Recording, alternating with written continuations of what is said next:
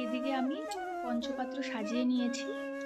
এখানে আচমন পাত্রে জল এবং শঙ্খে জল দিয়েছি এবং আচমন পাত্রে জল দিয়ে ওটাকে গঙ্গা জল পরিণত করলাম। এরপরে আমি আরতিটা করে নেব।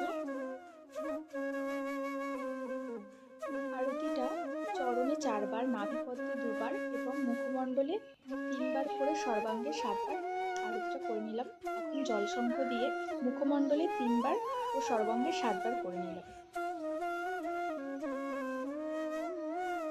গোপাল সোনাকে সকালে যে ভোগটা দেব সেখানে দিয়েছি আমি কিশমিশ, খেজুর আর একটু মধু দিয়েছি ওর মধ্যে।